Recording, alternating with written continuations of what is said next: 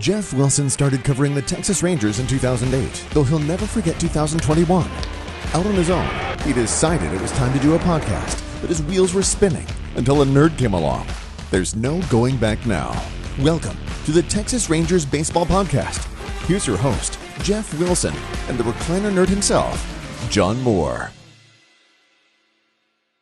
Hey everybody, welcome to the Rangers Today Baseball Podcast. This is episode number 88. Today, Dane Dunning is going to join us. Big thanks to the Dub Network for putting this out. This is great, man. We're good. Hey, we're about halfway through the season. All-star predictions have come out. By the way, we've got to go down. We got to do the big leagues first. Yeah, but no. This is Friday, the 30th of June. Yesterday was game 81, so that's halfway. That's half of 162. I actually saw our predictions that we did at the beginning of the year. Oh, okay, good. And I went back, and it's funny that you brought that up because I went back. You had them finish in third or fourth, but you did think they would get just over 500. Woohoo. That's All what right. you thought. I thought third or fourth too, and I thought maybe mid-80s. Okay. All you know, right. 85, 86. I thought they would finish over 500 easy and do that. I in no way foresaw. Right now they're on pace for what? 98 wins. I did not see that. Yeah, it's well, I mean, even Chris Young said he didn't see it in the Q&A I wrote with him for the Sunday Read a couple weeks ago at rangerstoday.com, $5.99 a month, 35 for 6, 60 for a year.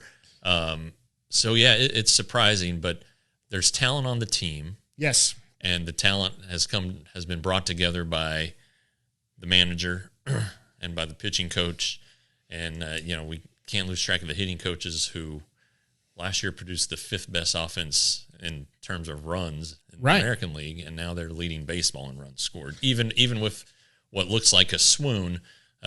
So this team has the second best record in the American League as of today, third in baseball behind the Rays and the Braves. It's a good team, and you know, the Frisco Rough Riders are going to bring us a great guest that has been a big part of that in Dane Dunning. And I mean, that is Dane Dunning. You talk about the unsung hero maybe on this team after the DeGrom injury and what he did. This is good. Yeah, you know, we'll get into this in a minute, but they have 4 all-star starters by Sunday by the time this hits the airwaves. 4. But by the time this hits the airwaves, they could have. I mean, honestly, they could have 7 all-stars, depending on how the player vote shakes out. But it's not just those guys. I mean, you have Ezekiel Duran and Leody Taveras at the bottom of the order, right? Who are both hitting around. Best number 9 hitter in baseball. I mean, Taveras has slipped under 300. Duran is hitting like 320. Taveras' OPS is above 800. Duran's is above 900. So it's just a deep lineup. The bottom is producing to set up the guys. I mean, a leadoff hitter, Marcus Semien, has 55 RBIs. Yeah, I mean that's he's on pace for 110 RBIs, and that's crazy. Well, but to your point, our guest Dane Dunning, his contributions have been terrific, and when DeGrom went out, 2.36 ERA or something like that. It's 2.8 something. Well, whatever it is, it's very good. And he has filled in for Jacob DeGrom quite admirably. You know, I know you and I was at the game when he went 8 2/3, which he almost got a complete game. Oh my gosh! And he was almost under 100 pitches, which you saw the only other time that has ever happened, right? Wasn't they said Greg Maddux is the only one that's had a complete? Well, game? no. Like it's called a Maddux. There have been a lot of complete games under 100 pitches, but he did it so regularly that they called it the nickname, and it's such a rare thing. That's what it was. Okay, so it wasn't the second time. It's a Maddux, yeah. And like I think Domingo Germán, who threw the perfect game for the Yankees, I think he was under 100 pitches. But it was still a great outing. I mean, you know, Andy Ibanez beat out that infield hit. He was safe by about a millisecond. Oh man, and one little extra stretch by maybe Lowe, and hey, it was done right. Look, it was just hats off to Andy. He hustled. Yeah, and then Who, by the way, gave me a hug when he saw me on the field before. He's a really good guy. And then the next pitch was, or not the next pitch, but 3 pitches later ended up in a 2-run homer, and that was it. But and Bochy was right to go get him. Yeah, everybody's saying, why didn't he just finish the game? You know what? At that point, you got like when Yu Darvish lost his perfect game in 2013. You go get him. He was done. He was also pitching with a blister, it turns out. But yeah, good for Dane. It's been good for the Rangers. Josh Spores has been very good. So you get, even Travis Jankowski's played well. So you get these unexpected performances that you're going to need to be a contending team. So they just got to keep it up now. That's you talk about, okay, everybody wants to stay healthy. Yes, that's important. But you're looking at key contributors right now: Josh Young, Duran, and Tavares, who've never played a full major league season. Right. So, and in Josh Young's case, what's the most games he's ever played in the minors? 80. So he's got. There's a grind ahead that he's gonna have to figure out, and all these guys are gonna have. He's gonna hit a lull at some time for a little bit. He's just gonna. Well, he was kind of in one. The strikeouts on that road trip, and then the first game of the series against the Tigers. Goes out and hits T. So, that's something that's real, and that these guys are gonna have to figure out. Jonah Heim went through it last year. Yep. Had to figure it out this year.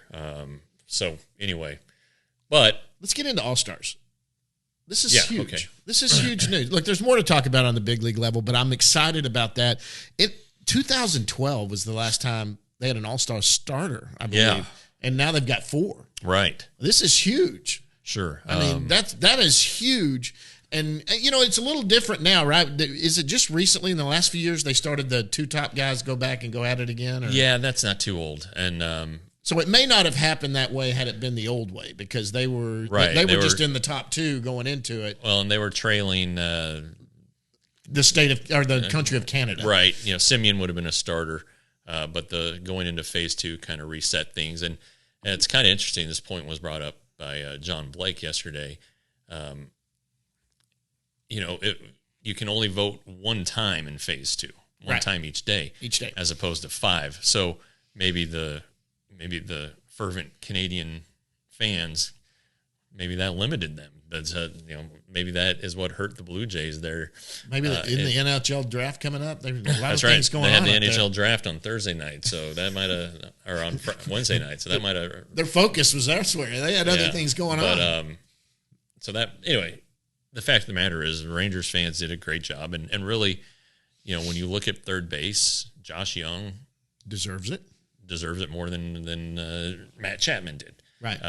At shortstop was close. Bo Bichette's having a great year. Yeah, he is. Fabulous year. Second base wasn't even close. Been healthy all year too. Whit Merrifield should not have been second, and he should not have been a finalist. No. So hats off to Blue Jays fans. Jonah Heim, Adley Rutschman has had a good year too. Yeah, they said on that the unveiling show yesterday, the host was like, maybe a little bit of surprise here. And then Jeff Passan said, is it a surprise? Because Jonah Heim's numbers are better than Adley Rutschman's, and in fewer plate appearances, by the way. So the fans did a pretty good job. Yeah. Now, they blew it in the outfield. Selecting Aaron Judge, even though he's injured and won't be playing. And then Yordan Alvarez finished 4th. So Adolis Garcia finished 5th. Unfortunately for Adolis, the vote is the vote, and for him to be a starter, he has to make the team via the player ballot, and then there'll be a ranking of who the players think. So it could be Luis Robert from the White Sox, who I think has 23 home runs. Yeah. And is having a really good year for a crummy team.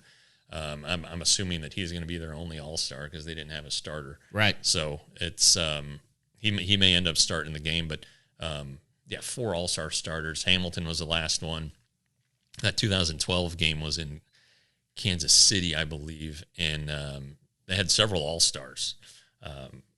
And they had played a late game, a night game the night before, giant rain delay. They didn't get into town. They went there. Matt Harrison made the team as a pitcher. He ended up being the losing pitcher in that game, and but Kinsler was on the team. I believe Michael Young was on the team. Yeah. Napoli was on the team. Beltray? I don't remember. Probably, but I don't recall. Anyway, so that was the last of the great Rangers representation at the All-Star game. And of course, Hamilton at that time, he had started or been voted as a starter every year since 2008. Right. And when he put on that show at the All-Star game in the home run derby. Yeah. But yeah, this is good. And it shows that Rangers fans are into it. The vote shows that the Rangers fans are into it, but also the Rangers are getting some attention nationally now, and people are realizing that this is a pretty good team. Yeah, absolutely. And let's look at others that could make this team. In the pitching side, you've got Eovaldi, you've got Gray, who could make a case for being on. Even Dane Dunning can make a case for being on the All-Star team, but he's not going to go above Gray or Eovaldi. I would think that Eovaldi's a lock at this point. Gray's numbers are very, very good. I think he has a chance, but again, this is up to the players now, and Dusty Baker will be able to make a couple picks. Every team still has to be represented, so the A's are going to have somebody. It's probably going to be the DH, right? What's his name? Yeah, I thought he cooled off, but the Royals will have somebody. Yeah.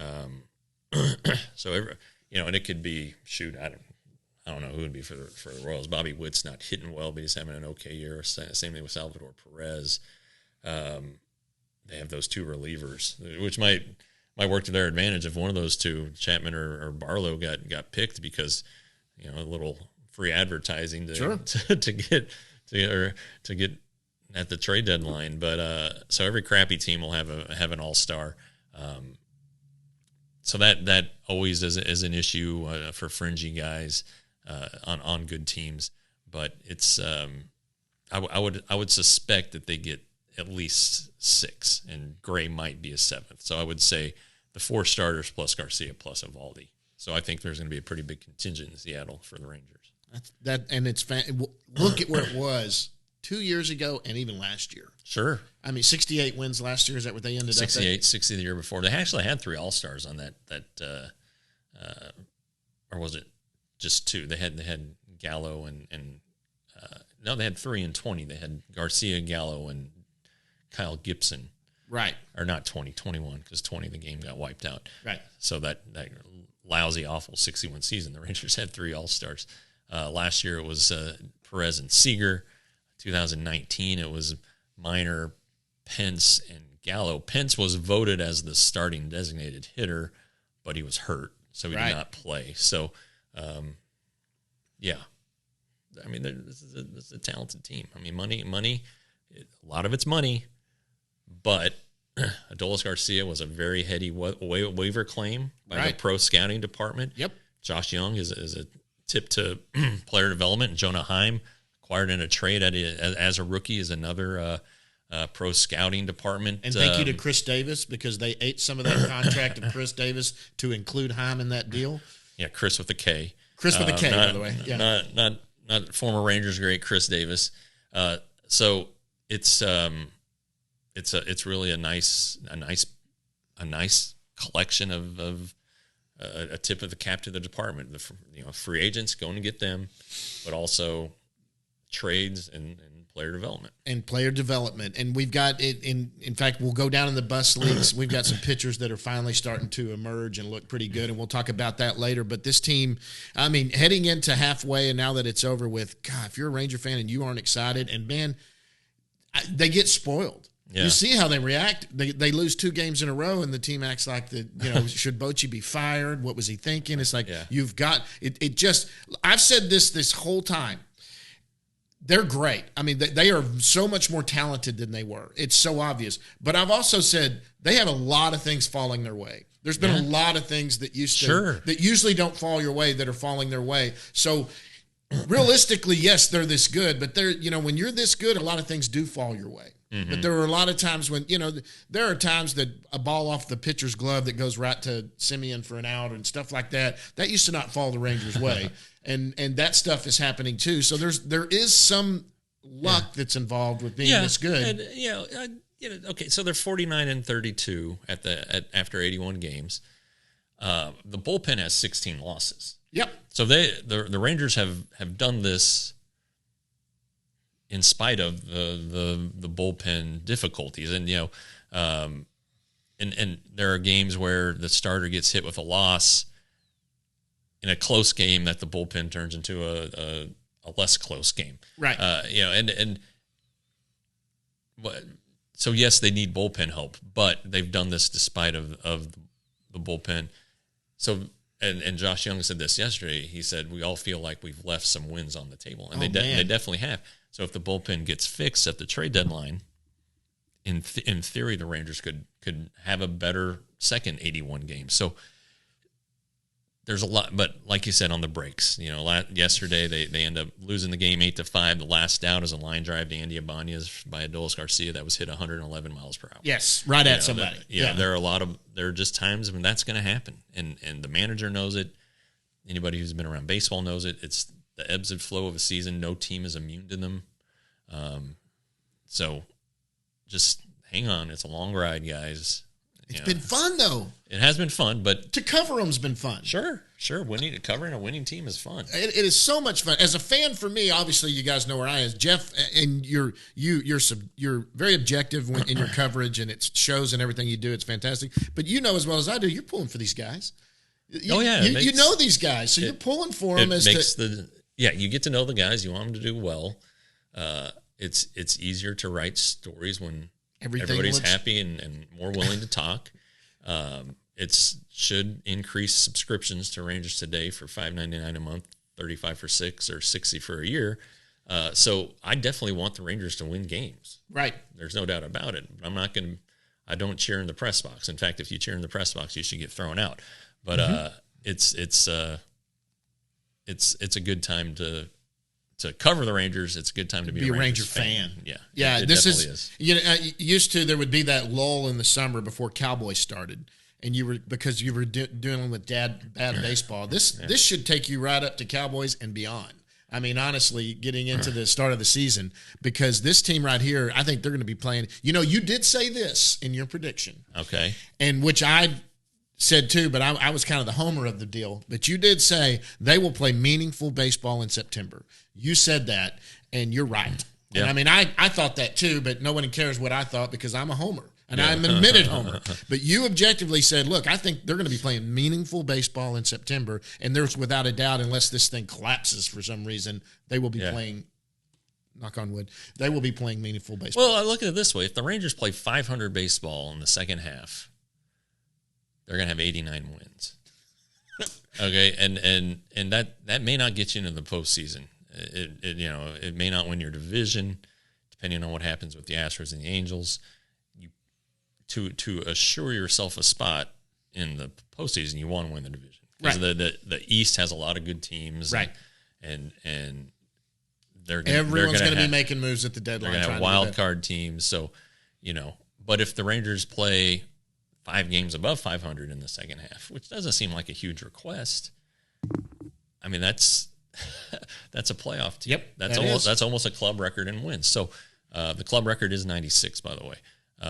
In 2016, when they were the 1 seed in the playoffs, and then Hamels and Darvish spit the bid in the first 2 games of the postseason, and the Rangers went out quick. But again, just I think the overriding point is good team at the halfway point, better than anybody, including the general manager, expected, and the Rangers have the means to get better. Hey, the Rangers have the ball. That's what it's. They're in the lead right now. Everyone's chasing them, and it's better to be chased at this point than to be the chaser. Well, yeah, because Wash said Wash's phrases. He said it on the show a couple weeks ago. Asses and elbows. That's all you want the people behind you to be able to see is your ass and your elbows. So, hey, well, let's get Dane on here. Yeah, let's do that. Hey, Frisco Rough Riders bringing you Dane Dunning right after this, guys. Dane Dunning. The guest segment on the Rangers Today Baseball podcast is brought to you by the Frisco Rough Riders. who return home on Tuesday, June 20th against Springfield. Always a talented team there in with Springfield, the Cardinals affiliate. Couple promotions that weekend, the 23rd, 22nd, 23rd, 24th, 25th. The 22nd is Thursday, as always. On Friday, get your post-game fireworks. Saturday, kids run the bases. And the game highlight is the Whataburger Food Bank. So we're going to get into that with Josh Stephen here in a minute, our guest. And then Sunday, post-game fireworks again. Kids Fun Day presented by Raising Cane's and Bark in the Park, my favorite. So go to Frisco Rough Riders, go see the game. It's a great time, and thanks to them for their partnership with the Rangers Today Baseball Podcast. All right, guys, and joining us right now from Globe Life Field, it's Texas Rangers right-handed pitcher Dane Dunning, who had an outstanding outing just a couple nights ago. Dane, what's going on, bud? Hey, brought to you by the Frisco Rough Riders, by the way. That's right. We got to plug our advertising. That's right. Dane, what's up, bud? Not much. Just got to the field, hanging out a little bit, preparing for this Houston series. So it's to show people how the sausage is made. It's 12:45 on Friday of the Astros series. Game's not till 7. Is this usual for you? Are you usually? Well, first game of every series is usually like this. So because we'll have meetings where we have to go over each hitter. We'll have to go over, each pitcher for like the hitters aspect. So, you have just a longer day. One of the great things about, what Boch has been doing this year is he's been kind of having us like on the rest of the series, later days to come in, like get us off our feet, and just get us rested. And I think that's, been really big help for us just because, last year and the year before we were out 12:45 every single day at the field. You're shagging BP, like you're running around, you're doing so much. You get to the game and you're exhausted already, and it's like then you got to do that 162 times. Like that's, but no, I think like Boch has a really good way of handling, times to come in just to be able to, get us off our feet and just be able to recover better. Sure. All right, now before we get into more baseball stuff, I approached you, wanted you to come on because it's kind of my belief. I help with a charity. Jared Sandler helps with a charity. Anybody who helps with a charity is free to come on this podcast and plug it and help promote it. And you have one coming up called Swinging for Impact to help the Multiple Sclerosis Society. Sunday the 16th at 6 p.m. Can you give us a plug? What's going on? Give us some deets. So, you kind of hit it on the head right there. So it's Swinging for Impact. We're going to be going to Topgolf, just having fun, interacting with fans. It'll be myself and other teammates. And we'll be able to release out what other teammates are coming as the time gets a little bit closer. With just everyone with families, it's kind of hard to be able to be like, months out in advance, I'm going. Sure. But no, it ultimately it's to benefit the National Multiple Sclerosis Society. One of the big things that I try to do with my platform is to spread awareness of multiple sclerosis and to help create funds to hopefully find a cure for multiple sclerosis. There's nearly 1 million people that in the United States that live with multiple sclerosis, and it's devastating what they go through. And me personally, I don't feel like it gets enough attention. And so I try to use my platform for that aspect. And so, yeah, we're going to go to Topgolf on July 16th at 6 p.m. to play some, have fun, play some golf, interact with fans, have fun. There's going to be some auction items that are going to be there, some signed memorabilia from myself and the team. There's some really cool things. All-star catcher signed Jonah Heim, catcher's gear. Yeah. All-star shortstop Corey Seager signed cleats, things like that. Awesome. But no, it's going to be, it's going to be a fun time. It's going to be a fun atmosphere, but most importantly, it's going to be benefiting a great cause. Yeah. The website is bigleagueimpact.org/Topgolf. Big League Impact, I'm guessing came to your attention by Kyle Gibson and the Adam Wainwright Foundation that they're so heavily involved in. Yep. Awesome. This isn't your first event. You've done different things. So last year we did a fantasy football league, which was, that was a lot of fun. I did not win. I think I never win. Yeah, it was a tough league for me throughout last year. A lot of, I had multiple teams, and usually with my teams, I kind of picked the same people, and a lot of people got injured last year, so it was a little tough. But no, it was a fun thing, and so this year I just wanted to try to create more of like an in-person, be able to talk to people, interact with fans and things like that, just to make it more personable. Because, it was cool that we're playing, fantasy football together, but at the same time, it's through a phone. You have to type messages through a thing, so it's just not the same. So that was really the whole purpose of this, Top Golf event, was just so I can get out and embrace, our audience, our fans, and be able to interact with them one-on-one. All right. Well, good. I love these events and love that people get back to the community. And you're right. You have a huge platform, and whatever you can do. And then your wife works for the MS Society, correct? Or had in the past? Yeah. So she worked for the National Multiple Sclerosis Society for 3 years or so, maybe a little bit more than that, maybe a little bit less. But she would still be working. Obviously, we had our first child, so it's right. She's got a full-time job and just taking care of him. And she's got the toughest job. Yes, she does, and she didn't feel like because one of the biggest things with what she did is she organized this big essentially bike race, cycling race that happened in the Charlotte area, and she would have to go from 5 a.m. to pretty much 11 o'clock at night on a couple days for those. And she just didn't feel like it was right because, taking care of the kid, not being able to do that, and then either have to ditch her kid or, bring him to an event where he's not going to be suited. So she thought it would be better if she was able to take leave and, help find someone to replace her for the time being. Hopefully, they welcome her back and she gets to, do that again. But cool. As of right now, she's just full-time mom in it, and she's killing it. Awesome. Yes. And I'm going to tell you right now, full-time mom in it is like digging ditches sometimes. I'm telling you, that is a job. And so congratulations, by the way. We were talking to you while she was getting ready to go. What's your son's name's Mac? Mac. Yep. All right. Yep. Mac. So Mac Anthony Dunning. It's funny, we had the middle name was not supposed to be Anthony, and all of a sudden we changed the middle name, and then the first name we had no idea what we wanted to go with, and we kept writing it on a little dry erase board at the hospital, and it came out to Mac Anthony. Well, all right, that's awesome. Can't wait to meet him or see him around. Did you consider anything else? So we had multiple names. So we had Nolan was one of our top runners. So it was Mac, Nolan, Brady, and Reese.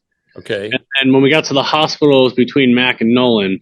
And the middle name was supposed to be Jude. Okay.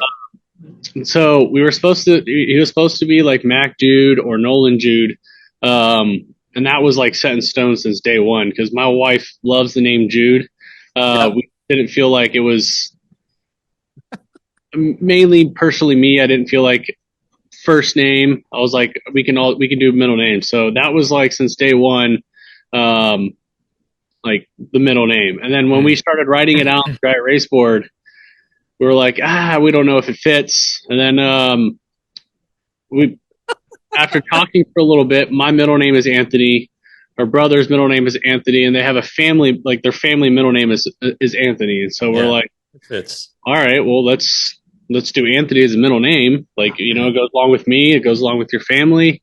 Yeah. And then, and so then we wrote out Nolan Anthony or Mac Anthony. And then we were writing out Mac and MAC or MACK, stuff like that, and just until we figured out the one we wanted. But it's an ordeal. Yeah, naming a kid. Yeah, no kidding. Ordeal. He was nameless for 2 days. He was Baby Boy Dunning, is what he was. Yes, and I remember we drove. I don't know. It was a long drive. That's all we did for about 2 hours. Was, well, what do you think about this? Yep. That's what you do. But and you're right. We stuck with a family name for the middle name on both of our kids. So did we. Yeah. So yep. Yeah. We had it was so right after he was born, and it was like the next day. The wife was recovering, and I was like, "Listen, I have no say in what this kid's name is. After witnessing what I witnessed, I have the right to name the baby, and I'll sign off on anything." And he, fortunately, she was, nice enough to still include me in the name. That's nice. Yeah, yeah. No, it was something else. I'll tell you. Yep. We've all been there. Yeah, and like one of the big things, like people talk about it. Like you think you get like an idea based off it, but until you're there and you experience the emotions and like everything that goes on, like you have no idea. Like now you realize how come your parents were kind of nuts sometimes. Yeah, because you're like, this is why you loved me that much. Oh my goodness, because your child is something else. When your child gets there, it's a whole different kind of feeling you got going over there. Definitely. Yeah, I was when my son was born, I was wearing like a calorie monitor thing, heart rate, just because I did it every day. And in the hour it took to deliver Henry, who was almost 10 pounds, my wife was just working so hard, and I was holding her back, working, sweating, and it was in the middle of the summer, and we had air conditioning, but I burned so many calories in that hour. It was like a workout. But anyway, it was great. It was great. Well, congratulations. That's so exciting. So that's fantastic. Welcome to the world, Mac, for sure. All right. Baseball. You had a decent start the other night. Yes. Unfortunate ending, but no, it was a great start all in all. Yeah. For those who might have missed 8 2/3, 2 runs, 4 hits, the last 2 of which were the last 2 batters you faced. You were so close to getting it. I mean, you're like not even a half a step. Yep. I mean, it's a game of inches. It is. It is a game of inches indeed. But I don't know how you feel about it. You think it's the best start of your career or not? But how would you rate it?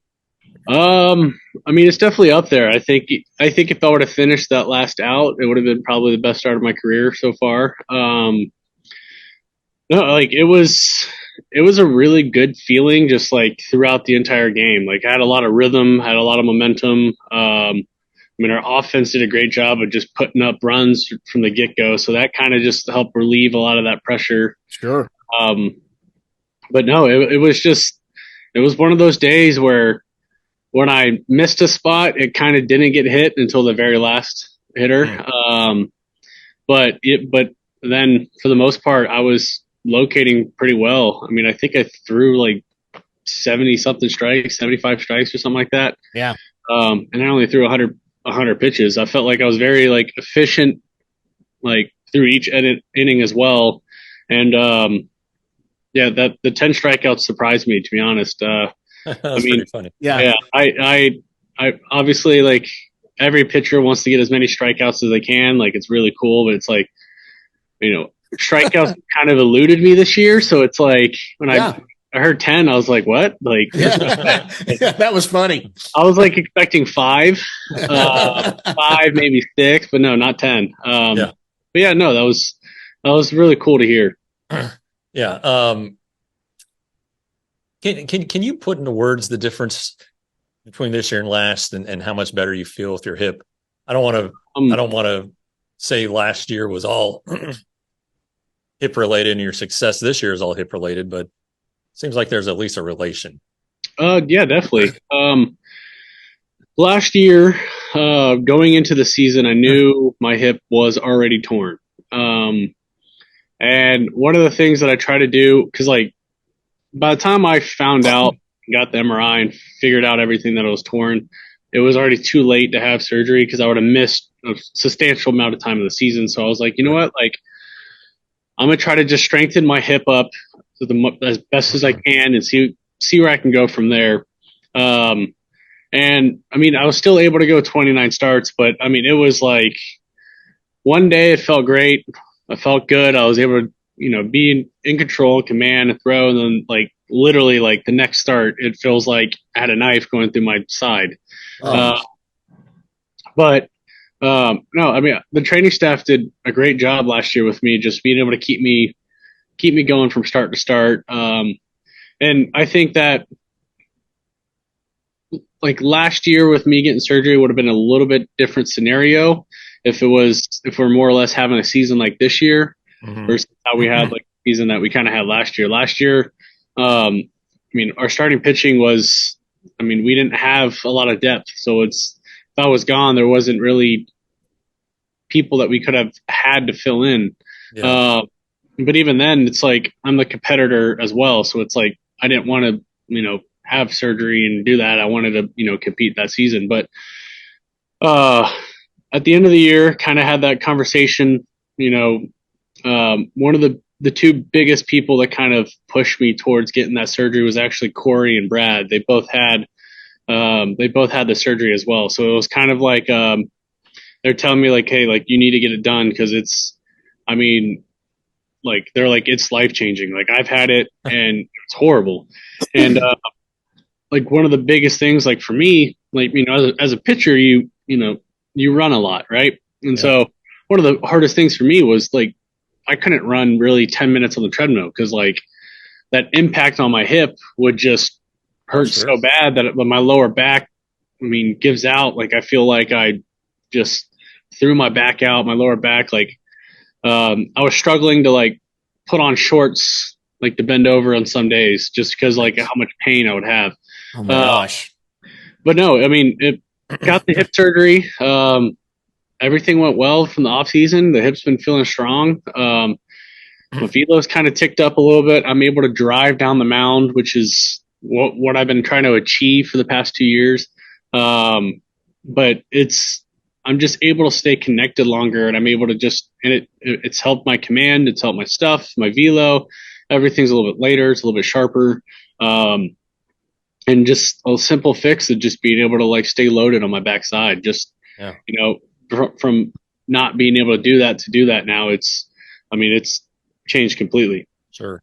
Well, I think probably, I don't know, not novice baseball fans, but casual baseball fans, don't understand how much a pitcher actually does between starts. Like, man. The day after you go in and you're lifting and recovering, and then you throw a bullpen right away the second day, or maybe you're a third day guy, but a second day, you're just constantly throwing, and your arm is always working, which means your body always has to be working. Yep. Yeah. So like you said, like I'm a day 2 bullpen guy. So for example, yesterday was my day 1. I ran for about 30 minutes. I then did a total body lift, played catch, sat for the game. Today's day 2. I will stretch, do all my stretches. I'll throw bullpen. I'll go in. I'll do like a cardio circuit type deal. So it's a mixture of just body movements, cardio, something cardio with a little bit of core, stuff like that. And usually it's like multiple rounds of that. Day 3 would be usually long toss for me, another total body lift, more running on the treadmill, and then hang out for the game. Day 4 is my lightest day, which is stretch, obviously for just stretch around, some sprints outside, and then some light catch, and then day 5 start. So, and that's, from the first day of the season all the way till the last day of the season. Yeah. Yep. I mean, it's not go out, play golf. Yeah. Eat, watch a game. Those are off days. Yeah, exactly. Yeah. So you guys are 81 games yesterday. So you guys are 49 and 32. You're replacing Jacob deGrom. You guys stayed relatively healthy. You guys got to feel pretty good. Yeah, I mean, so far, like it's been a lot of fun this season. I mean, we are feeling really good. But I mean, there's no stopping. Like until we clinch, like until we get to the World Series or stuff like that. Like there's no like that's everyone's mindset. Like we are having fun, we are doing things, but like after we win or lose, like obviously, like if we win, it's great. If we lose, like it sucks. But at the same time, it's like that game's behind us. We got to get to the next, and it's like we can't take for granted that we're in first place or things like that. Like we have a big series right here against Houston that could sway a big outcome of like our division. So it really, I mean, like the guys for the most part have been very focused throughout this entire season, and it's been really fun to be a part of. Yeah. The last question for me before John gets rolling. Mike Maddox, how is he? I mean, you talked about Bruce Bochy early on. Yep. How has Mike Maddox made a difference for you personally, and also for the pitching staff? He's very thoughtful with everything he does. So like for me, like going to my bullpens, one of the main thing, like I'm a sinker baller, I got to get the ball down. So like we will literally have essentially target practice. Like when I'm going to throw my bullpens, like he'll put a bag out there and like it's like hit the bag. And so like that's one of our sayings now. It's like anytime I throw a changeup, like get it out there, hit the bag. But everything he does is thoughtful, from putting in certain people in the bullpen, like putting people in the game bullpen, stuff like that. Everything is thought out. Everything is very, I wouldn't say analytical, but it's very smart. I mean, he's got a very old school way of teaching, and I think he just relates to me, very like just really easily. I really enjoy working with him. I think he's extremely smart. I think he's, I think he's a, great pitching coach. Like I said, I talk with him easy, so it makes our relationship very, very simple. I said that was the last question, but I wanted to talk to you because you're always very effusive in your praise of him. But Jonah Heim, who you mentioned is now an all-star, it's not just you he has to have a relationship with. It's 12 other guys. Yep. But how has he evolved? Because you were with him there from his first season with the Ring. Yep. No, Jonah's been he's been fantastic. You can really see, like, I felt like last year for the first half he did, really for the whole season last year he did great. Behind the plate, his numbers were unbelievable. I think last year was kind of like his it's his first full season as, a starting catcher. So it's Sure. his first full year of catching, 120 games or something like that. And so I think last year was like kind of his stepping stone into like this year. Like he's been so good throughout this year. And I felt like last year he kind of at the end, like, most players got a little tired. And like it's including me, obviously I was injured. But like this year I felt like seeing him work this offseason, seeing him do the things he do, and then now like coming out, like swinging the bat well, just behind the plate, just being so just very smart behind the plate, pitch sequencing, pitch calling, knowing the situations, just a defensive beast back there, and then still swinging it. And it's been a lot of fun to watch. It's been a lot of fun to be a part of. Like he takes control. Like you feel really comfortable up on the mound with him. I mean, for the most part, we're on the same page 99% of the times. I think I shook him off like maybe twice this year. This year, wow. Yeah, like it's like everything. Like we've been just hand in hand with everything. And I know, like obviously he's worked with Evo, but I felt like him and Evo has clicked very quickly. Like obviously he had Martine last year, and they kind of have their thing. But no, like Jonah's been, I mean, I can praise him all day, every day. Like he's been absolutely amazing. I think he's been like really big help for at least like my career this year, just making you feel confident, comfortable on the mound. And I mean, for the rest, like when a catcher makes you feel confident, makes you feel comfortable up on that mound, it just everything comes so smooth and easy. Gotcha. All right. The hard hitting stuff is over. Real hard hitting, I'm sure. John here kind of dives into the personal side. Yeah, we're gonna get into that. Just have a little fun with it. But by the way, I talked to Jonah after your start, and man, he praised you too. Jonah is good, but like you said, yeah, he was praising you too. He's got a great staff to work with. Okay, you are from Green Cove Springs, Florida. Is that right? Yes, Fleming Island. It's like 10 minutes away from each other. Okay. And all right. You went to Clay High School. Yep. Did you play any other sports besides baseball? When I was at, I mean, I played volleyball. Not like a part of any sanctioned. Okay. I just kind of messed around, maybe a little bit of travel ball with that, and then yeah, just baseball for the most part. Okay. Now you ended up going to the University of Florida. Did you? I mean, look, you were drafted out of high school. We're going to get to that in just a second. But did you have any other offers besides Florida, or anybody else you were considering? I mean, growing up, unfortunately, I was an FSU fan. Wanted to go there. I thought Florida State was so cool. The atmosphere was awesome, and they offered me. It wasn't near what Florida offered me. And like when I took that visit to Florida, like it kind of just felt like home. Like it felt good. It was a very blue collar environment. One of the biggest things for me, like when I was taking my college tours, was like I took, to some smaller schools. Like I took JU, like UCF, UNF.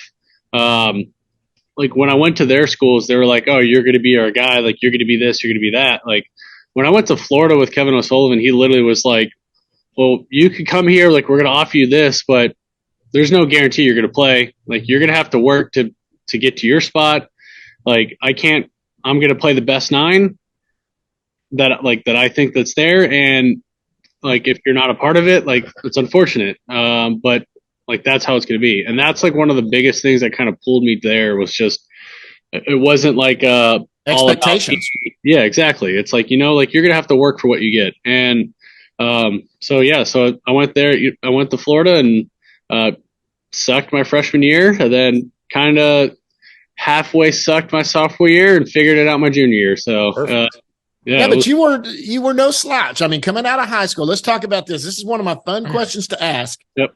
You've been drafted twice. So out of high school, you were drafted in the 34th round by Toronto. That's 2013. Mm-hmm. I always like to ask where you were and how you found out you were drafted, but you were drafted in the first round too. Tell me about that Toronto draft. Where were you? How'd you find out you'd been drafted? So yeah, it was, I got an offer for earlier pick. I think it was like second or third round, but it was like very low money. And like, it was like way, way under slot. And it was one of those, like out of high school, like my brother was in pro ball at the time, and I kept telling him like, I'm going to get drafted and beat you to the big leagues. Like, and we kind of had that competition. And, but no, like, I ended up getting a phone call like 2 days later from a scout from Toronto. And he was like, "Hey, like, we just drafted you in the 34th round. I know you're not signing. We're just going to send you a card for you to, fill out. That way we can draft you in hopefully a couple years, and so be it." And it was just, it was one of those, like when I was going through the recruiting process, like I kind of had like a number that I wanted. Cause like, if I didn't get that number, I was like, I'm going to go to college. And, at the time it's like, I was committed to University of Florida, who's been very good, at least at that time in recent years. And even now, at producing pitchers and just being able to like be a top level contender for just baseball. Yeah. And let me ask you this. So you're drafted in the first round in 2016. Were you in New York? Where were you at? I mean, how'd you? No, I was in Gainesville. We had a little party at my apartment just cause, it was super regionals, or no, it was right before super. So it was like a couple days before super regionals. We had a little party. I had a couple teammates over and family and friends. And, because I was rumored to go in the first or second round, and fortunately enough, I was able to go in the first. Cool. Yeah, it's a big difference now. With the draft being in July, at least for college players. Yep. I mean, it seems like it's a lot less distracting. I agree. I think that's kind of one of our that was one of our downfalls.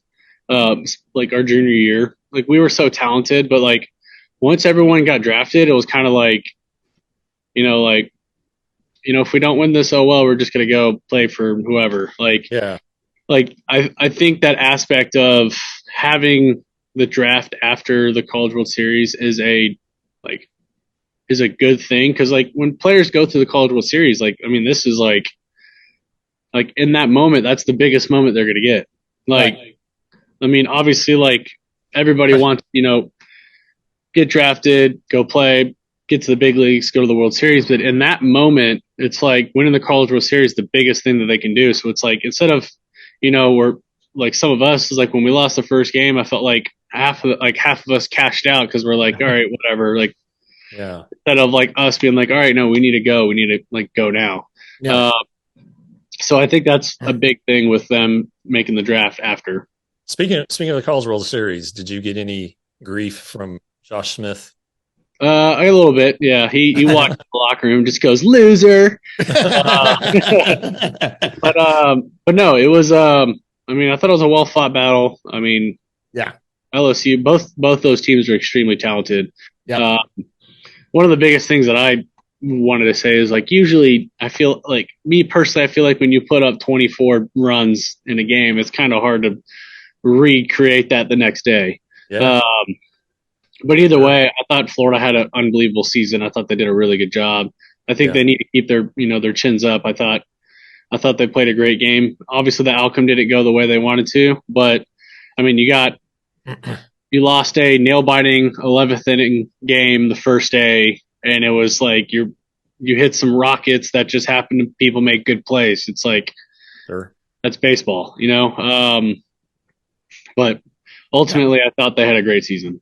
All right, two more, and we're going to get you out of here. Now, this one's a fun one, and this is one now, people don't know this. You were drafted actually by the Nationals before the White Sox. You came over to Texas from the White Sox. You've been traded twice. Mm-hmm. You got traded from the Nationals to the White Sox. You also got traded from the White Sox to the Rangers. Where were you at? How'd you find out you'd been traded? That's actually both of those were actually good. So, the first time I was in St. Augustine, Florida, me and my brother were renting a beach house for the off season, and I'm on PlayStation with some of my friends, and this was the day before, and this is when they're rumored to like trade Chris Sale, and so I guess Sale got rumored somehow to go to the Nationals, and I was a part of that trade, and so all my buddies were messing with me yeah, I saw on Twitter that you just got traded, man. Congrats, blah, blah, blah. And I'm like, what are you talking about? No, I did not get traded. And I'm sitting there, I'm looking stuff up, to make sure I didn't get traded. So then the next day, once again, I'm just on video games with some, the same friends. And my brother comes barging in my room, and he's like, dude, you just got traded. You need to call your agent. And I'm like, Jake, good one. Thinking that he overheard the conversation with, me and my buddies. Yeah. And I'm like, that's a good one, dude. And he's like, no, seriously, call your agent. You got traded. And so he had me confused for a while, and I was like, all right. So then I just called my agent. My agent was like, yeah, I was just about to call you. You got traded. You're going to the White Sox. And I was a bit surprised on that one. But obviously it turned out great. But then the next time was December. Yeah, December of 2020. It was the same day, actually, that I got traded the first time. Yeah, I saw that. It was the same day. So me and my wife, I went to work out in the morning with, one of my buddies. I was in Fort Lauderdale this time, working out down there. Me and my wife went and played pickleball that afternoon with one of my best friends. And I got a phone call there from my agent saying hey, they just, he was in, because this was 2020, so you had the COVID right squad, and they were roughly how many innings did you throw in taxi squad? And I was like, 40, 50, something like that, maybe a little bit more. And then during season, I threw about like 30 or 40 or something like that. So I probably got like 80 to 90 innings that year. And they were like, well, what's your workouts you're doing right now? Like, can you give us like kind of like a description? So like I told them, and then I get home and me and my wife are watching, we're just watching TV. And then next, like Twitter's blowing up. My phone's getting blown up from friends just saying that I got traded. And I was like, oh, all right, cool. Then my agent calls me. I got traded, talked to them. The next morning, CY calls me, like everyone calls me. And then I get a phone call a little bit later from Rick Hahn with the White Sox just saying that I got traded again. So, but yeah, no, it was one of those like experiences where I was just like we're on my phone. And then next, like I had like 10 buddies of mine, like, dude, you just got traded. And I was like, oh. So what was the Nationals deal? I mean, we know the Nationals was Luis Giolito. Yeah. Lucas Giolito? Yeah. Giolito, Ronaldo Lopez, and me for Adam Eaton. Yeah. Oh, okay. Yeah. So all three of us went to the White Sox, and Lopez and Giolito were more big league ready. Obviously, I was like first. I haven't even played a full year of pro ball yet. So yeah. And then obviously from the White Sox to here was for Lance Lynn, me and Avery Weems. Right. Yep. And that's a fun one. I got one last question for you, but that's a fun one. And I actually get some little pat on the back. I went on a podcast in Chicago. They were looking for a trade. It was before you got traded, and it was called Sox in the Basement podcast. And they were a big Chicago White Sox podcast. Yeah. They wanted to work out a trade for Lance Lynn, and we were going to play GMs. Yeah. And I blew them away when I first walked in. I said, I will give you Lance Lynn, and I want Dane Dunning. That's it. That's all I want. It's Dane Dunning. And they turned me down. Oh, yeah. They said no. And I was like, really? I said, oh, come on. And then when they ended up making that deal, I was like, I knew who I wanted all the time. I knew who that was. All right, this is our last question. It's a fun one we ask everybody. It's gotten some great answers. It's what's something that nobody knows about Dane Dunning. Some of the great answers are, we got your pitching coach is afraid of heights. Jack Leiter doesn't like peanut butter. Jack Leiter hates peanut butter. None of us can figure that out. You got to give him some crap. What is something that nobody knows about Dane Dunning? I mean, that's a good question. I mean, I feel like I'm pretty much an open book. I mean, if I had to go like food wise, like I hate coconut. Oh, I had a baby. I don't like it either. I can't stand coconut. I am a pineapple on pizza guy. Oh, but he's never coming back on. Okay. I've had it before. I can take it, but like I could eat pizza without pineapple. I can eat pizza with pineapple. It's like, okay. I'm not like it has to be on it, but like if it's on it, like I'm gonna crush it. You're okay. You can still take it out. Yeah. Let's see. What do fans don't know about me? I mean, that's tough. Like, obviously they know I'm a big gamer, so like, yeah. Actually, fun fact, I guess I'm technically not a big gamer anymore. I haven't played a video game in probably 2.5 months now, 3 months. I haven't turned my PC on in a while. Yeah. Yeah, you get busy. That's why. That's good. Actually, I got a good one. Okay. I am a big coffee connoisseur. You and do you get together with what's it, Grossman? Grossman's a big coffee guy. Yeah. So I mean, like I always have coffee on me. I try to find places to go. I usually try not to go to Starbucks. Good. I try to go to like local coffee shops, like every city that we go to. I have my spot here in Texas that I go to at Pax and Beneficia. I think they do a really good job. Where is it? It's in Las Colinas. Okay. And then at home in Charlotte, like every morning I brew and make my own coffee, and I try to go to like local coffee shops to get beans and stuff like that. So, okay, that's cool. Yeah, big coffee con. That's awesome. Well, listen, Dane, we can't tell you how much we appreciate you coming on. We obviously talk to you a lot when we're around the ball field there.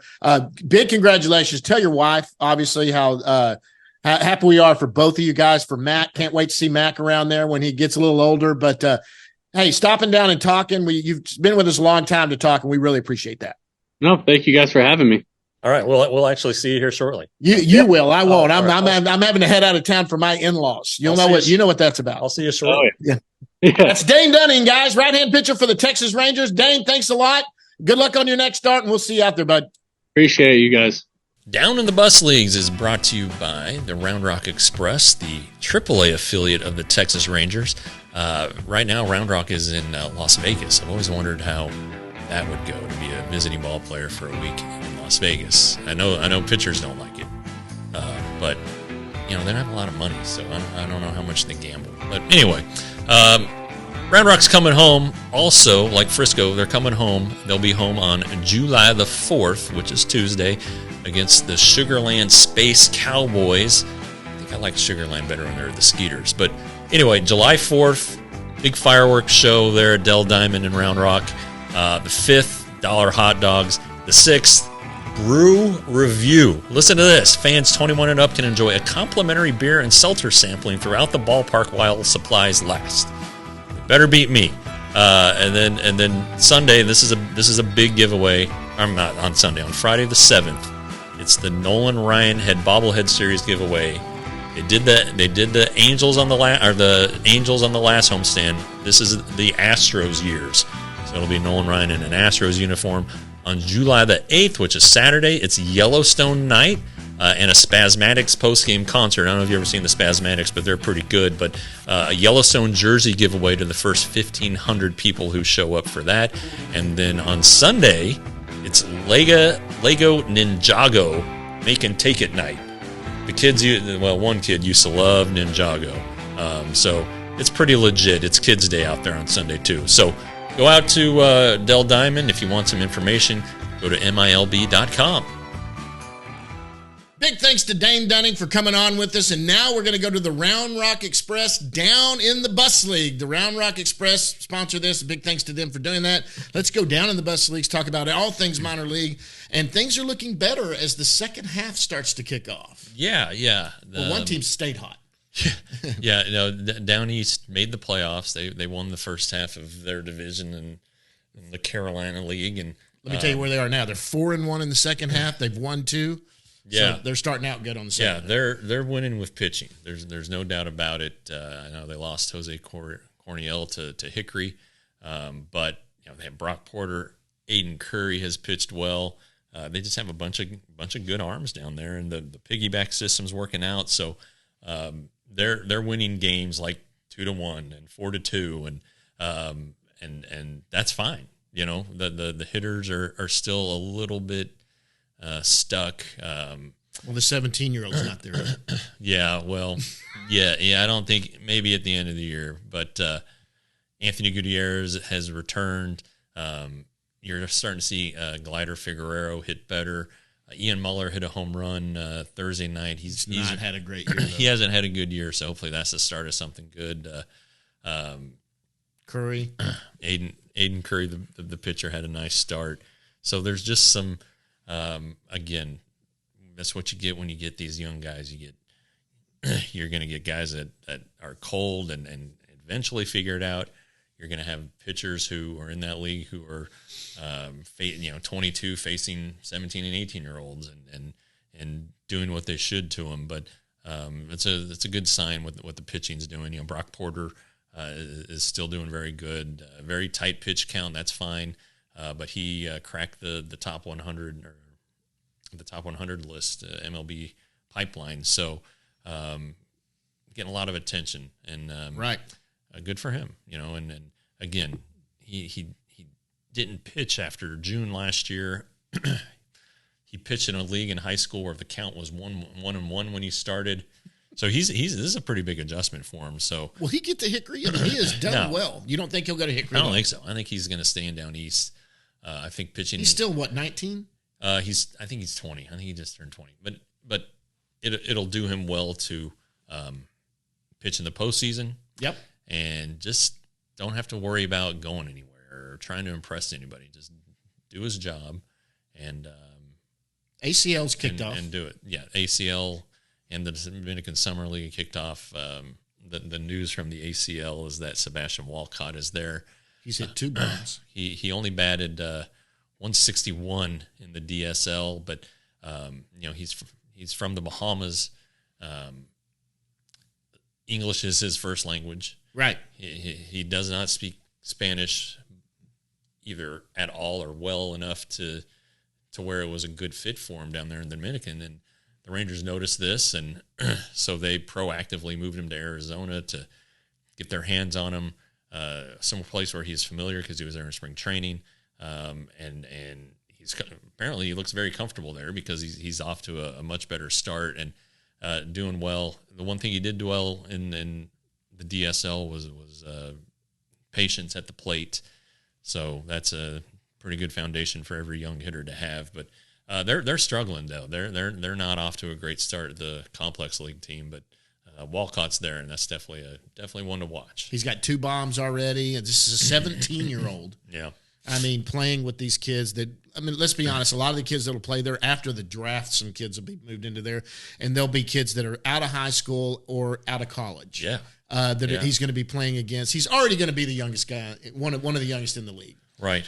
Because a lot of your young Dominican or Latin kids or your young kids from another country end up staying in DSL and playing at 16 and 17 years old before they bring them over here. But it's good for him. I mean, this is, you can, sure. My son graduated high school. He's 17 years old. So, that's the way some of this works. But I'm glad to see him here. He obviously took Spees deep when you and I were there at spring training. Right. He's a good kid, and he's just so good to talk to and easy to talk to. And good Lord, he's got room to grow.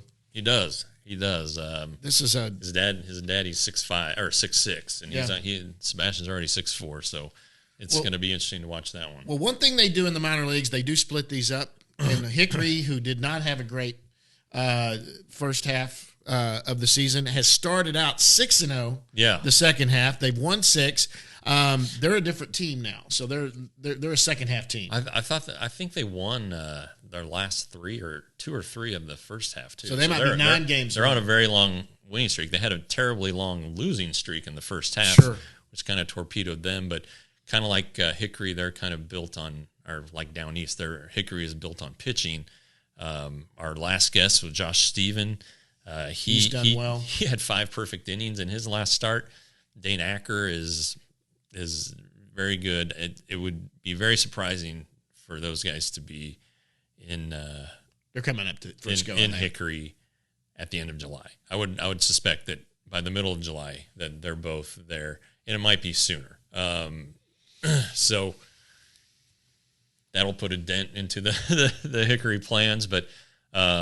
Abby Ortiz is. I know he's older, well. right? He's like 21, 22. A little older. He had a year of at least 1 year of junior college ball in the United States, and 17 or 18 home runs total. Yeah, he's done well. Yossi Galan is up there now, and he's doing well. Jason Morabel is hurt. Well, I just saw that he has. Down east. Yes. Oh, okay. Oh, yeah, he's in Down East, but I just saw that today. He hadn't been playing, and I was wondering, and I guess he's out for the year. He's strained a lat or something. I'll have to put in a text. You remember you and I noticed this, though, and I'm sorry, we went back to Down East. I didn't mean We're all over the place. We're all over the place, but he was bigger, a lot bigger, and sometimes you wonder about lifting too many weights, what that can do. But anyway, okay. But Down East, Ortiz and Galan, Hickory. Galan, Ortiz. Mexicosa's still doing very well, so they're getting a little more offense than they were in the first half. And I got to be honest with you, how many of these kids are still going to be here after the trade deadline? Because there's some depth down there that could be moved in some sort of deal. True. Frisco, they are doing a second half deal. They're 1-1 going in the second half. They lost their last game. Carter's back. Yeah. And tearing it up. Yeah. Already hit a home run. He was 3 for 4 in 2 games in a row, I think. The guy that's the unsung hero there, the star there, is Sajasi. Yeah, for sure. My gosh. Yeah, he's the reigning Texas League Player of the Week. He hit .591 in 6 games against Springfield. A homer, 7 RBIs, 7 runs. He's just kind of like the Rangers call him a throwback hitter, and he finds a way to put the bat on the ball, put the barrel on the ball. He's struck out a little more than you'd think, but That's good. That's a good player right there. And I'll never forget when they drafted Sajasi, and I'm the nerd that goes and does the deep dive into these guys. Couldn't find anything on Carter. Didn't really know anything about him. Man, Sajasi really opened my eyes looking at what his numbers were. Now, he was in that COVID year. He only played like 6 games his senior year, but he already had like 4 home runs or whatever. But his junior year, he hit like 590, and he had like 14 home runs or 11 home runs in 30 games. I mean, it was weird. Yeah. But he was like far and away. He was going to Pepperdine. Right. He had committed to Pepperdine. I saw an interview online where he had done a podcast with the Pepperdine and did that. And so he was intriguing me. He's one I wanted to watch. And I'm glad we've had him on the show. We're going to have to get him on again. We got to do He that. made a great comment. His things he does in his off season or in his downtime, he loves to just grind and play baseball. He's like, that's Josh Young. Sure. I mean, that's what Josh Young does. What a good guy. Now, I mean, I'm telling you, he is. That guy's going to play in the big leagues. Yeah. I hope think it's so. here, but he's kind of blocked right now. Yeah. Also of note at Frisco is that Jack Leiter was moved to the development list just To rest. for rest. Yeah. And that's something that the teams can do. It's Brock Porter is going to get some time on the development list. Don't freak out. There's just sometimes they're like, you know what, you're not going to face anybody right now. Just come out here and let's. Yeah, and then back to Carter.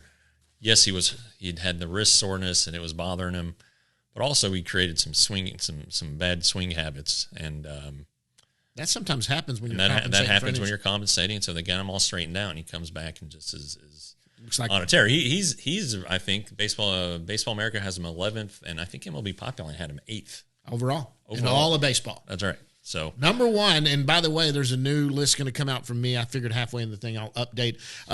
You know how I do mine. You can't. So Owen White graduated. He was my number 2 prospect. He graduated.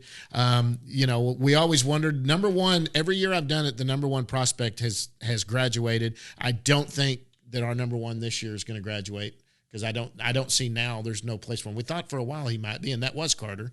Yeah. But I don't see. I guess there's a possibility into the year, but I think we might have if he keeps doing what he's doing, a 2-year. But at the halfway point, there's some new names going to jump in. There are some names that go on the IL, and I'll usually slide them out because I'm going to do with active players that are playing, and I'll have something in the next week or 2 to go out on that. We'll update it. Next Friday'd be good, John. Okay. Just to let you know, I know you're going on vacation, but next Friday would be good. It's not vacation. I would love to say it's vacation. I'm going to see my in-laws because I like a happy wife is a happy life. That's right. And so we may be doing another one of these live things that we did last week, which, by the way, was fun. Yeah. We had a good time doing it. I love to come in here in studio and do that, but we're during the summer with vacations. It happens, and I am stuck. I'm trying to get them to come back Thursday, but we may not get back in time. Let me know if you do. Yeah. And then the speaking, you mentioned Owen White. He's going to the Futures game. He's the only Rangers representative. You wrote that when I said it. I said it after you had already written it. Which is not good. It doesn't make a lot of sense. Now I don't know.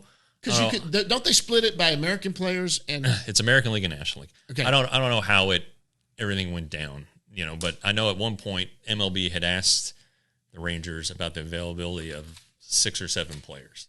I'm assuming Carter would have been one of them. But he was injured at the time. He was doing the wrist thing. Yeah. Did he play in it last year? But Carter, I don't remember. I think he did play in it last year. All right. Well, why won't he play in it this year? Anyway. But there's a lot of kids that could have been. Yeah, there are a lot of candidates. I mean, Acuna would have been a very good pick. And so it kind of befuddles me, and I think it kind of the Rangers are very confident in what they have. They do they say they don't care about the rankings, but I think they care about it a little bit. I think they just want some consistency, but there are a bunch of different entities who do it. MLB Pipeline has been very, very bullish on the Rangers. Jim Callis, when we had him on last year, was high on him then. He still does them. He's still high on him now. So we'll try to get him back on after the draft and all that stuff. Yep. But and speaking of the draft, unless something coming up, unless something stupid happens, the Rangers are going to add another probably to the top 100. Yeah, no unless doubt something. about it. I mean, the guys that are being talked about there are going to come into this league probably top 100 prospects. Yeah, the top 3 guys are college players. They were featured prominently here last weekend in the College World Series, and the expectation is that they'll be gone, and the Rangers, who pick fourth, will have the choice between two high school outfielders, both left-handed hitters, Jenkins and Clark. Interestingly, they're from northern areas where you usually don't see a lot of huge prospects, but Mike Trout's from the north, and look at Mike Trout.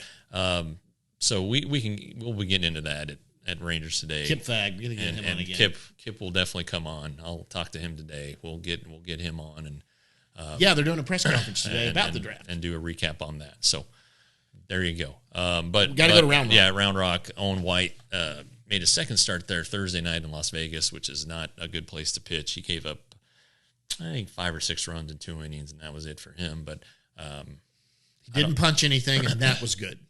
That's right. Yeah. He's a guy that will go punch a wall or something when he's ticked off. And I think he learned his lesson. I hope so. Spees got moved up there, and boy, he did it unbelievable at AA. He really came on. Yeah. That's a great story, and you wrote a great story about that. And we got to get him on too. Yeah. There's coached high school ball last year, didn't he? Yeah, there's something to be said about being in the right place mentally, and he appears that wasn't the case, and that he is now, and has a much better outlook on things and on his career, and the results are there. And it'll be interesting to see how he fares at AAA, and to see if he or Mark Church or Chase Lee become candidates for the Major League bullpen, depending on what happens at the trade deadline. Right. There are 2 guys down there right now, Jonathan Hernandez, who obviously started the year with the Rangers and didn't perform, got sent down. I would expect that he is up pretty soon. And then Glenn Otto is pitching really, really well. And he's being stretched out as a starter, which is interesting. They did that with Dane Dunning and Cole Reagans at spring training. Right. Maybe Glenn Otto can be a bullpen piece. We love Cody Bradford, but Cody Bradford probably needs to still be a AAA if they're not going to pitch him. No. He can't go 2 weeks without pitching basically he did. He did a good job yesterday. Oh, too. Yeah, he did. It was 3-2 when he left. They tied the game up, and he gave the Rangers a chance to win. And that's what you need. All you expect from your starting pitcher. Absolutely. Especially in a spot start like that. He moved back. The best 4 pitchers are now going against the Astros for the weekend, and he filled in perfectly. And he left his team in the condition to win the game. Yeah. And that's what they were doing, and you can't ask any more than that. Yeah, but he's not going to be able to pitch for a couple of days, so he's probably going to get sent down. By the time this airs, expect him to be in the minor leagues. And Jonathan Hernandez, and he'll be back up sometime this year. Pitched 1 inning the other night, so he might be able to come back. The Rangers have an open spot on the 40-man for Otto, who has to come off the 60-day. So right, there'll probably be some moves. I'm not saying Glenn Otto's going to come up, but it wouldn't surprise you. It wouldn't surprise me at all. But I think if you're just looking for I think Jonathan Hernandez is probably the next guy. Hey, and Wynn, pitcher of the week. That's right, and that's interesting. Only because he did it as a reliever. He had 2 outings where he tossed 3 scoreless innings apiece. He's relieving temporarily while they get Cole Reagans stretched out. Wynn has been piggybacking after Reagans because they're on the same start days. That'll get broken up at some point. But the important thing here is that in his last 2 starts, he's really cut down last 2 outings, he's really cut down on the walks. He didn't walk anybody in his last outing, and that for him is like a unicorn, a unicorn sighting. Because he'd come back from Arizona, and I think he'd walked 16 in 11 innings or something terrible. And then these last 6 innings, it's like 1 or 2 walks. So that's encouraging. That's very, very encouraging for a guy who needs to figure something out. And maybe him not starting has helped get his mind straight. I don't know, but it'll be interesting when he is back starting games and see what happens. On the offensive side, Wenzel's still doing good. JP Martinez, bad luck on him. He's playing so well right now, and he got hurt at that one point where I really think he might have been the guy that got the call. Yeah, I think he would be productive if he got called up to the major leagues. In honestly, all aspects, he's good defensively. He's hitting the ball well. He's got a little bit of power. He runs good. Runs like the Dickens, and I would not be surprised to see him in the second half at some point. Yep. Yeah, like you said, Wenzel's still doing well. He's been playing second while Justin Foskey's been getting over some wrist soreness. Right. Elier Hernandez, his hitting streak ended. I think it got to 26. That's another name. Good Lord. That's pretty good. And then really that lineup just hits. You know, Yep. you're getting a lot of production from guys. So the Rangers are in a very good position right now. If they need somebody, they probably have somebody down in the farm system who would come up and would not be overwhelmed, who wouldn't be a major dent in the lineup. Yep. So, well, I think that's about it. yeah, I mean, we could keep going about the draft, but we'll have to do something. We do our own draft something thing. special on the draft, or we're definitely going to try to wrap it up with Kip and put a bow on it. He won't come on till afterwards because Right. right now they're in the busy midst of all of their stuff right now, and they're he's probably pulling all over long days and evaluating stuff, and they're probably still talking to some players. You know, the guys who are in the College World Series who didn't get to go to the draft combine. Right. Those conversations are taking place. You at least want to talk to them and see them. So, right. Anyway, yeah, it's a busy time right now. It's Yep. a real busy time. You got the halfway point, you got the All-Star game, you got the draft, and you have the trade deadline. This is easily the busiest time of the year in season. But we go year round, man. And yeah, that's right. We're busy all the time. But Right. So couple reminders. Subscribe to Rangers today. Right. $5.99 a month, $35 for 6 months, $60 for 12 months. It'll get you 100% Texas Rangers from top to bottom of this organization. Yeah. It's the only place that does that. Yeah. And is only devoted to that. That's right. That's right. And it's great because that coverage is not there. The Athletic is not covering the Rangers anymore. Yeah. This is it. It's just fully devoted to the Texas Rangers, and it's an actual beat writer. It's not somebody that's just doing it. You're a beat writer. I've seen Jeff's pull. It's pretty impressive. I just kind of follow his coattails and get to me, but man, I'll just bring up somebody and you'll go, okay, he's gonna be on next week, and I'm like, yeah. Well, I've earned. I don't want to say I'm entitled to it because I hate entitlement, but I've been there a while and they can trust me. But also we need to subscribe to the YouTube channel. Absolutely, we keep climbing that thing. That's been great. And growing that out. That's very good. And with the Dub Network's help, we're going to be getting it even bigger. And then also let's not forget Dane Dunning's charity event. It's Top Golf on Sunday the 16th out there, and I think the Colony. It's where Sandler had his thing. It's a pretty neat place out there. Yeah, but it helps multiple sclerosis society. Multiple sclerosis, something that causes near to Dane's heart. And, you know, one thing when we started this, you know, I'm close to do it for Durrett. Anybody who had a charity or wanted to promote something, it's important to do that. And we had Jared Sandler on promoting his charity last fall, so we'll do it for all the guys. Glad to have Dane on, and hopefully his event goes well. Absolutely. Well, guys, that's it. We're going to get out of here. Big thanks to the Dub Network. Big thanks to the Frisco Rough Riders, the Round Rock Express. Until next time, guys, we'll see you at the yard.